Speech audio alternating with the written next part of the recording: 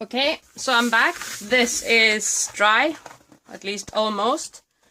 And I know it's really hard to see, but I can see it and feel it. And that's the score lines. I'm going in and reinforcing the score lines on my spine part, so I can get this to fold, because now it's getting pretty thick and I want it to fold without being too cracked and stuff. And there's gonna be paint and stuff on this when I'm done, so I'm not that worried about how it looks specifically right now, but I want it to be. Now you see, you're starting to get the form of a book. And I'm thinking when I'm done, I'm gonna put some kind of hole here. Maybe put in a eyelet. And put some nice ribbon, or maybe, what do you call it? Like yarn or stuff. So I can wrap it around. But now, when I've done this, I'm gonna go in with my awl again, and I'm gonna go in and re-punch my holes. And it's pretty easy to see. As you can see where they are. It's a bit tough because I know now that there's glue in here, there's fabric, there's paper, there's Tyvek, yeah. And when you're using the awl, just be careful that you know where your fingers are on the other side, so you don't stick your awl through your finger. That would be bad. It hurts like, I'm not gonna say the words, but yeah, it's not nice. After a while you kind of get the feel for where you can put your fingers to make this easier without sticking the awl in through your finger.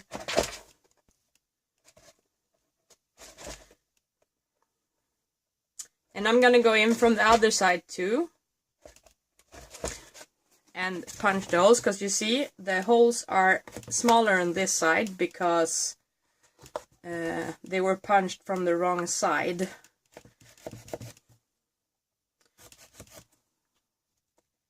So I'm just going in and making sure they are open and easy to use. And this is a cover that is flexible, which I like. I do a lot of hard covers as well, which is nice as well. But this being an arty book, it's nice, and it's gonna probably expand quite a lot since it's gonna be glued in and stuff. So here, now we're gonna start sewing our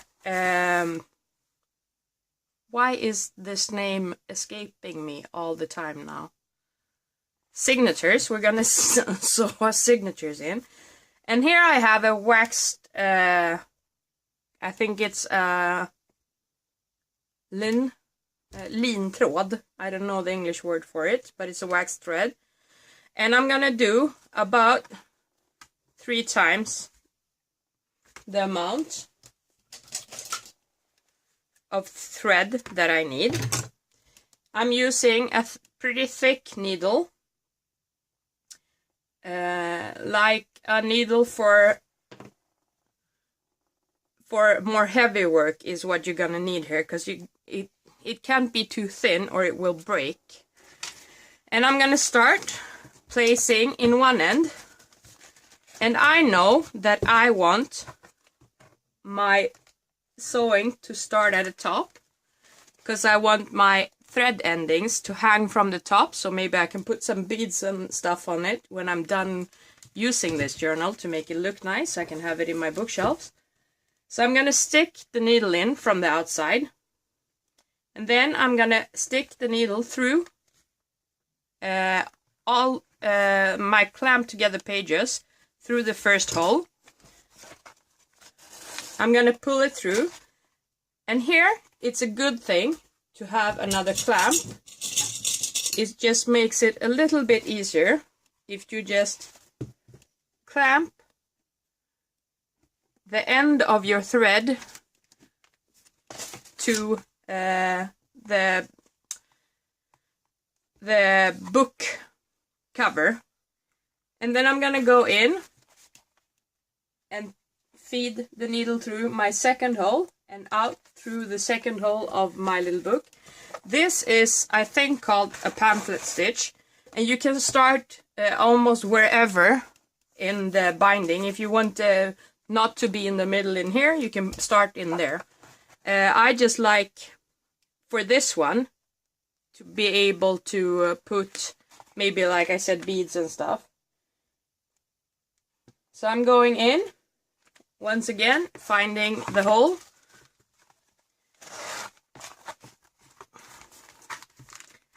And now I want to start making sure that my thread is taut. It's tight. So I'm starting to go and pulling it, so I feel that it's pulling from the top here. And I'm gonna keep going. And this can be a little bit fiddly, especially if you miscalculated your holes and stuff. It can be a little bit of a pain. But once you get in the hang of it, it's not really that hard. It's quite simple, actually. And you just have to do it maybe a couple times, and then you really get the hang of it. So now I'm at the end. I'm gonna make sure my thread is taut or tight. And then I'm gonna go back. And I'm gonna go back the opposite. So here I came up. I'm gonna go down in the hole where so I'm filling in the empty spaces in between each stitch. And now it's usually a little bit simpler since you already have the signature in place and the holes are in the right positions. The only thing you might not want to do is sew through your thread, because it might make it easier to break. And you see I have quite a lot of thread left. But here also I'm one of those that rather have a little bit too much than too little thread. And now I'm just gonna tie it and make sure it's taut. And I'm making 3 knots. And I'm keeping the knots at the top of my binding. And here I have now 2 ends where I can put beads or whatever I like to it. So we're gonna, now I can remove this. And here we have the end signature stitched in. And you see? And this will get more and more pliable the more you use it. So now we're gonna measure our thread again.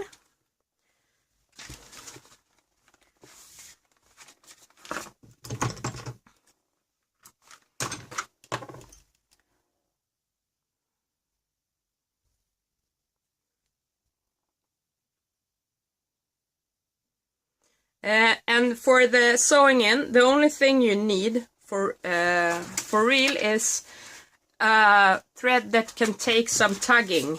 So like an ordinary sewing thread will not work very well. It will probably break. But like a crochet thread or thicker cotton thread would work. Nylon thread would work as well if it's like more this kind, more this thickness. So now I'm starting once again at the top. And I'm once again gonna clamp the end of my piece of thread to the cover. And I'm gonna stitch just the same way I did the last time. So in through one hole, out through the next hole. And I'm gonna keep doing this until I get to the end, and then I'm gonna go back up. And if you have trouble, you might have to separate your pages to find your holes if they're not properly lined up, which sometimes happen. It's not a big deal. If you use a sharp needle, because you can use like a sock fixing needle that it has a blunt end on it as well to do this. You just have to or if you're using a sharp needle, you can always poke new holes, even though it's better if you use the holes you poked, since every hole is gonna make the journal a little bit more easy to tear, or the page a bit more easy to tear. I have not had any problems with any of my books that I've done so far using this technique, but it's good to know, and it also depends on what kind of paper and stuff you have. And now you see I'm at the end, so I'm gonna start going back and trying to Sorry, we got cut off. So you see I'm back at the end, and I'm trying and I'm going back up through the holes, making sure that my thread is tight from the top down, and I'm just trying to make sure that I'm not sewing through the thread already in the hole. And like you see now, it's very much easier to find the holes and stuff, since the signature is, but you see here I'm using a sharp needle, so I poked a new hole. It's not a big thing, but I'm trying to not do that. But I wasn't paying attention, talking too much. Now I'm here again, and I'm taking away the clamp holding my my thread, and I'm gonna tie it again.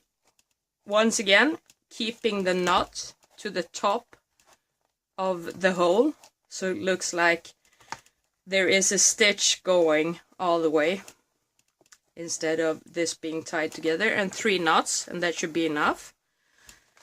So, and I'm gonna take this away, and now you see we have 2 signatures in this, and I put pretty much space, and you see they're gonna fill up this book pretty good, but I put pretty much space in between them, and I'm still thinking, since I'm gonna glue more paper to this, this is gonna become one of those fat books, which is okay. I like fat books, shows you using them.